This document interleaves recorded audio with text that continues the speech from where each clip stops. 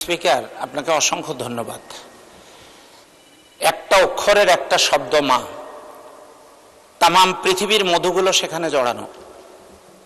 এই সংসদে এমন অনেকেই আছেন যাদের মা নেই, আমারও মা নেই। মাননীয় স্পিকার, সংসদে আসার সময় একজন শিক্ষক আমাকে ফোন দিয়েছিলেন, তিনি তার মায়ের চিকিৎসা করতে পারছেন না।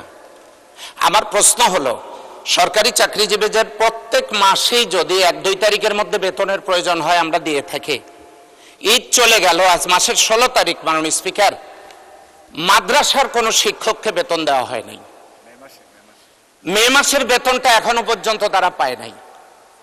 তো আমার প্রশ্ন হলো যে যদি আমরা বেতন দেই, এটা মাসের শুরুতে দিলে তো তারা উপকৃত হতে পারে। আমার শেষ কথা, আমার মা নেই, ওই লোকটার মা দুনিয়াতে থাকবে না, কেউই থাকবে না, কিন্তু এই লোকটা যেন এই সান্ত্বনা পেতে পারে যে আমি আমার মায়ের চিকিৎসা করতে পেরেছিলাম। আমি এই ব্যাপারে সংশ্লিষ্ট মন্ত্রণালয়ে আপনার যথাযথ হস্তক্ষেপ কামনা করছি এবং মাদ্রাসার অবহেলিত শিক্ষকদের এই বেতন ছাড় করার জন্য অনুরোধ করছি, সেই সাথে ইবতেদায়ী মাদ্রাসা সরকারিকরণের জন্য বিনীত অনুরোধ করছি। আসসালামু আলাইকুম মাননীয় স্পিকার। মাননীয় সদস্য, জাতীয় সংসদ চলে রুলস অফ প্রসিডিওর, সংবিধান ইত্যাদির উপর বেস করে। এখানে যত সদস্য আছে 350 জন, সবাই দাঁড়িয়ে বক্তব্য দিতে পারবেন। এরা সবাই নির্বাচন করে আসছে, কেউ সরাসরি, কেউ পরোক্ষভাবে নির্বাচিত হয়ে আসছে। বক্তৃতাতে সবাই সমান পারদর্শী।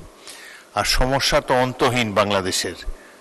তার মধ্যেই যেহেতু একটা আইন কানুনের মধ্যে সংসদ চলে, সেই জন্য রুলস অফ প্রসিডিওর অনুসারে নির্ধারিত করা আছে। মাননীয় সদস্যগণ দাঁড়াতে পারেন পয়েন্ট অফ অর্ডারে। পয়েন্ট অফ অর্ডার কোন ইস্যুতে করা যাবে চলমান বিষয়ের উপরে। মুজিবুর রহমান সাহেব যেটা বলেছেন সেটা ভ্যালিড। তিনি দেখেছেন যে আমি মাথা ঝুঁকিয়ে সম্মান প্রদর্শন করেছি, এটা ওনার পছন্দ হয় নাই, সংসদের রীতির খেলাপ বলে তিনি মনে করেছেন, সেই জন্য তিনি রেইজ করেছেন, ভ্যালিড পয়েন্ট অফ অর্ডার। আপনি যেটা বললেন এটা তো একটা স্বাভাবিক বিষয়। এরকম বহু কর্মকর্তা পৌরসভায় এখানে সেখানে, আমি একটা পৌরসভার প্রতিনিধি, সেখানে 4 বছর আওয়ামী লীগ আমলে 4 বছর বেতন পায় নাই।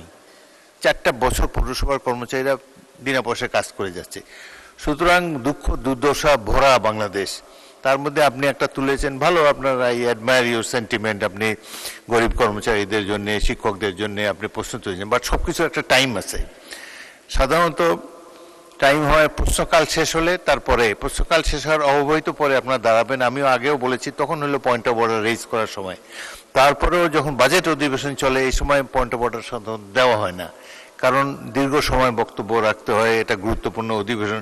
সুতরাং যখন ইচ্ছে দাঁড়ালেন, একটা বক্তব্য দিয়ে দিলেন, এটা সংসদে চলে না। কিছু মনে করবেন না, ভবিষ্যতে সময় অনুসারে বলবেন, প্রশ্নকালের অব্যবহিত পরে, এবং অনেক ভ্যালিড রিজন আছে আপনাদের দাঁড়াবার জন্যে। কিন্তু আর তারপরেও যদি মনে করেন যে প্রধানত সংসদ হলো যে মুখে মুখে চালানো যায় না কোনো কিছু, আপনাকে নোটিশ দিতে হবে। এই কথাটাই আপনি যদি নোটিশ দিতেন, আমি শিক্ষামন্ত্রীর, আমরা হয়তো এটা 71 বিধিতে বা অন্যান্য আলোচনার ক্ষেত্রে নিতে পারতাম। সুতরাং ভবিষ্যতে আপনি সংসদের কার্যপ্রণালী বিধি অনুসরণ করে দাঁড়াবেন, এটাই আপনার কাছে সবিনয় নিবেদন।